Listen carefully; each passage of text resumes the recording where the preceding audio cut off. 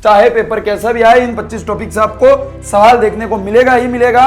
और मैं यही कहूंगा कि अगर आपको बिल्कुल भी कुछ नहीं आता या फिर आप किसी ऐसे स्टेट से जहां कट ऑफ कम जाती है, आप ऐसी कैटेगरी से जहां कट ऑफ कम जाती है, तो इनको तो आप जरूर जरूर जरूर पूरा अच्छे से कर लेना। एमओटी के ऊपर आप पक्का मान लीजिए एक सवाल आपको जरूर जरूर जरूर देखने को मिलेगा। नीट का ऐसा कोई पेपर शायद नहीं होगा जिसमें एमओटी से सवाल ना पूछा हो। आइसोमरिज्म के ऊपर आपको अक्सर सवाल एक देखने को मिलेगा और एक नोट कर लेना आईयूपीएससी के ऊपर भी देखने को मिलेगा भाई, ऑर्गेनिक केमिस्ट्री से। जितने बच्चों का नीट में सिलेक्शन हुआ उसमें एमबीबीएस में है, उसमें मोर देन 50-60% जनता जो है वो आज अपनी जिंदगी से खुश नहीं है। Hello everyone, once again welcome back to my YouTube channel. I am Sudhanshu, currently third year MBBS student at government medical college.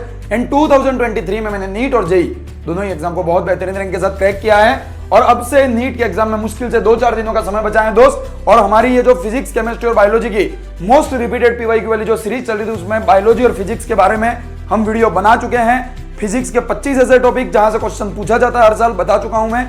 Biology के 90 मोस्ट इंपोर्टेंट टॉपिक में बता चुका हूं जहां से 60 से 70, 80 सवाल तक आने की संभावना है। अब बात आती है केमिस्ट्री की। केमिस्ट्री के अंदर कौन से ऐसे 25 टॉपिक्स है भैया जिनसे लगभग हर साल क्वेश्चन हमको देखने को मिलता है। और मैं यही कहूंगा इस आखिरी के बचे हुए समय में इन टॉपिक को जरूर जरूर जरूर रिवाइज कर लेना। मैं ये कतई नहीं बोल रहा कि बस ये कर लोगे वो कर लोगे तो ये हो जाएगा वो हो जाएगा। मैं दूसरों की तरह बेवकूफ नहीं बनाऊंगा दोस्त। 2-4 दिन में कोई इतना नहीं कर सकता, मैं जानता हूं। पर यह वीडियो का बस एक ही लक्ष्य है कि आप इन 25 टॉपिक को तो बहुत अच्छे से रिवाइज करके ही जाए, चाहे पेपर कैसा भी आए। इन 25 टॉपिक से आपको सवाल देखने को मिलेगा ही मिलेगा। और मैं यही कहूंगा कि अगर आपको बिल्कुल भी कुछ नहीं आता या फिर आप किसी ऐसे स्टेट से जहां कट ऑफ कम जाती है, आप ऐसी कैटेगरी से जहां कट ऑफ कम जाती है, तो इनको तो आप जरूर जरूर जरूर पूरा अच्छे से कर लेना। बिना किसी देरी के अपन वीडियो को शुरू करते हैं दोस्त। बट सबसे पहले एक वादा मुझसे कमेंट बॉक्स में कर देना कि हाँ भैया मैं रेडी हूं और मैं नीट 2026 के पेपर से पहले इन 25 टॉपिक को अच्छे से करके जाऊंगा। बिना इनको अच्छे से किए मैं पेपर नहीं देने वाला। ये वादा मुझसे कमेंट बॉक्स में कर देना। और अगर वीडियो अच्छा लगे लाइक शेयर सब्सक्राइब कर देना। शुरू करते हैं भाई। कौन सा है अपना पहला टॉपिक? कौन सा है पहला टॉपिक? Limiting agent. अगर हम फिजिकल केमिस्ट्री की बात करें, मोल कंसेप्ट के अंदर लिमिटिंग एजेंट से हमेशा क्वेश्चन आपको देखने को मिलता है। आप साथ साथ चाहे तो पेन और कॉपी लेकर बैठकर इनको नोट कर लीजिएगा और टिक लगा दीजिएगा कि आपके कॉन्सेप्ट कंप्लीट है। Next, mole fraction and concentration unit, इसके ऊपर भी आपको अक्सर सवाल देखने को मिलता है। डी ब्रोगली वेवलेंथ अच्छे से पढ़ लेना भाई। फिजिक्स केमिस्ट्री दोनों में सवाल देखने को मिलता है। Quantum number and electronic configuration बहुत इंपॉर्टेंट है, इसके बिना आपसे दूसरे सवाल भी नहीं होंगे, इनको बहुत अच्छे से कर लेना। नेक्स्ट, हम 5वें टॉपिक की बात करें, balance redox reaction. Redox reaction को बैलेंस करना सीख लेना। हेस लॉ को जरूर कर लेना थर्मल में। उसके बाद हम बात करें थर्मल में तो गिब्स फ्री एनर्जी और स्पॉन्टेनिसिटी दोनों को कर लेना। डेल्टा जी जो है उसको जरूर निकाल लेना। इक्विलिब्रियम कांस्टेंट केसी और केपी के बारे में बहुत अच्छे से पढ़ लेना। दोनों के बीच का रिलेशन, इनसे सवाल आपको देखने को मिल सकता है। और बाकी आप देखें तो ली चैटर प्रिंसिपल को भी पढ़ लेना। नेक्स्ट आप देखें बफर सॉल्यूशन को बहुत अच्छे से पढ़ लेना। सॉल्युबिलिटी प्रोडक्ट को बहुत अच्छे से पढ़ लेना। उसके बाद राउट लॉ को अच्छे से पढ़ लेना। इन सब के ऊपर आपको अक्सर सवाल देखने को मिलते हैं फिजिकल केमिस्ट्री में। अब हम बात करें नेक्स्ट अपने टॉपिक की, तो नॉन इक्वेशन जो है उसके ऊपर आपको सवाल देखने को मिलेगा ही मिलेगा। हाफ लाइफ जो है फर्स्ट ऑर्डर रिएक्शन की, इसके ऊपर अक्सर सवाल देखने को मिलता है। नेक्स्ट हम बात करें इलेक्ट्रोकेमिकल सेल में जो ईएमएफ है उसके ऊपर सवाल देखने को मिलता है। नेक्स्ट बात करें हम इनऑर्गेनिक में, तो एमओटी के ऊपर आप पक्का मान लीजिए एक सवाल आपको जरूर जरूर जरूर देखने को मिलेगा। नीट का ऐसा कोई पेपर शायद नहीं होगा जिसमें एमओटी से सवाल ना पूछा हो। ये सब टॉपिक ऐसे ही है। उसके बाद पीरियोडिक ट्रेंड में ionisation energy, atomic radius, electronegativity, इन सब के ऊपर आपको सवाल देखने को मिलेगा। ये पीडीएफ में मेरे टेलीग्राम चैनल पे दे दूंगा, लिंक नीचे डिस्क्रिप्शन में जाके ज्वाइन कर लेना, ठीक है। नेक्स्ट हम बात करें electronic configuration and oxidation state, one of the most important topic, इससे भी आपको अक्सर सवाल देखने को मिलता है। नेक्स्ट बात करें हम तो हाइड्रोजन बॉन्डिंग के ऊपर आपको सवाल अक्सर देखने को मिलता है। इंट्रा क्या होती है, इंटर क्या होती है, दोनों के बीच का रिलेशन बहुत अच्छे से कर लेना। आइसोमरिज्म के ऊपर आपको अक्सर सवाल एक देखने को मिलेगा और एक नोट कर लेना। आईयूपीएससी के ऊपर भी देखने को मिलेगा भाई, ऑर्गेनिक केमिस्ट्री से। आगे हम बात करें सीएफटी, क्रिस्टल फील्ड थ्योरी से आपको एक क्वेश्चन जरूर देखने को मिलेगा, वो चाहे स्पिन मूवमेंट निकालने का हो या कुछ भी हो, बट सीएफटी से लिंक्ड एक क्वेश्चन आपको जरूर मिलेगा। एसिडिक एंड बेसिक स्ट्रेंथ आपको निकालने के लिए और क्वेश्चन मिल सकता है, जो अगर आप इनऑर्गेनिक में बात करें तो इनऑर्गेनिक केमिस्ट्री में ऑक्सीडेशन स्टेट से निकाला जाता है। ऑर्गेनिक केमिस्ट्री में बात करें तो अल्कोहल, फिनॉल, सबका अलग अलग ट्रेंड होगा, सबका पढ़ के जरूर जाना। SN1 एंड SN2 रिएक्शन की मैकेनिज्म से आपको अक्सर सवाल देखने को मिलता है। बाकी नेम रिएक्शन ऑर्गेनिक की जितनी भी है वो अपन को बहुत बेहतरीन तरीके से करनी है। ऑर्गेनिक में नेम रिएक्शन, आईयूपीएससी, आइसोमर और ये नॉर्मल जीओसी की प्रॉपर्टीज, इनको अच्छे से कर लोगे आराम से 80% सवाल तुमसे बन जाएंगे। नेम्ड रिएक्शन की 2 घंटे की एक वीडियो भी मेरी है जिसमें पूरी कहानी से मैंने बता दी है, लिंक नीचे डिस्क्रिप्शन में आपको मिल जाएगी, जाके देख सकते हैं। नेक्स्ट आप रिएक्शन ऑफ डायजोनियम आयन, जब भी आपको ऑर्गेनिक केमिस्ट्री में ए से बी बन रहा है, बी से सी बन रहा है, इस टाइप के सवाल आते हैं, वहां डायजोनियम साल्ट आपको जरूर जरूर जरूर देखने को मिलेगा, तो उसको बिल्कुल भी छोड़िएगा नहीं। छोटी सी वीडियो थी पर आपकी जो डिमांड थी कि तीनों सब्जेक्ट के ऐसे टॉपिक बताइए भैया, तो वो सब डिमांड अपन ने पूरी की है, ठीक है। और तीनों सब्जेक्ट के जितने भी इंपॉर्टेंट टॉपिक है जिनसे सवाल आ सकता है वो अपन ने यहां पर डिस्कस कर लिए। तो अगर वीडियो अच्छी लगी और लाइक शेयर सब्सक्राइब जरूर कीजिएगा। बाकी ऑल द वेरी बेस्ट। 2-4 दिनों में आपका एग्जाम है, इन 25 टॉपिकों को केमिस्ट्री में रिवाइज कर लेना। फिजिक्स बायोलॉजी की वीडियो में डाल चुका, अब तक नहीं देखे देख लो, और इन बचे हुए कोशिश करो कि 2-4 दिन में हम उन्हीं टॉपिक को बार बार रिवाइज करें। बाकी जो बायोलॉजी के डाटा है उनको बार बार रिवाइज कीजिए, इनऑर्गेनिक ऑर्गेनिक की जो रिएक्शन आप भूल जाते हैं उनको बार बार रिवाइज कीजिए, फिजिक्स के फॉर्मूला फिजिकल केमिस्ट्री के फॉर्मूला बार बार रिवाइज कीजिए।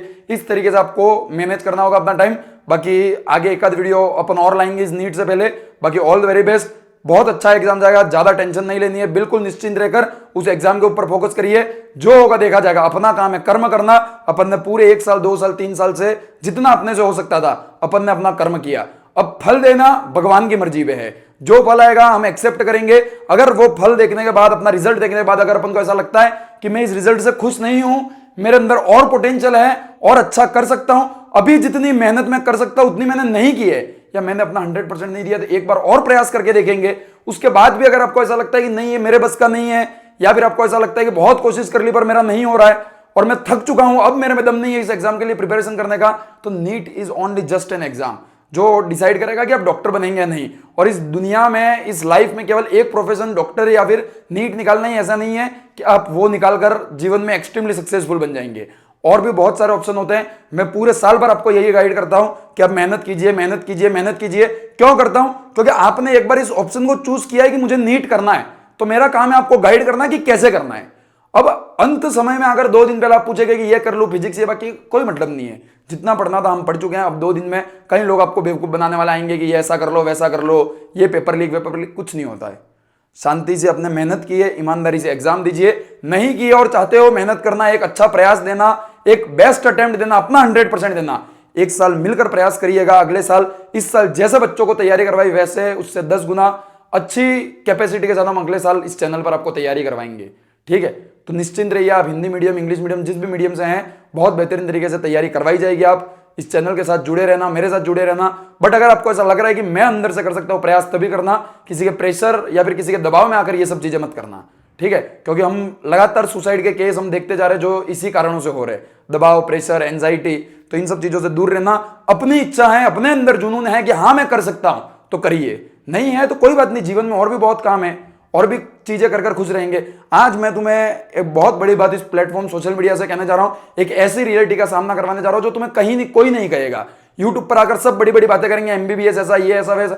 भाई आज जितने बच्चों का नीट में सिलेक्शन हुआ उसमें एमबीबीएस में है, उसमें मोर देन 50-60% जनता जो है वो आज अपनी जिंदगी से खुश नहीं है। क्यों? उनको अपनी ड्रीम मेडिकल कॉलेज नहीं मिली, वो गवर्नमेंट कॉलेज में नहीं है, फिर भी खुश नहीं है।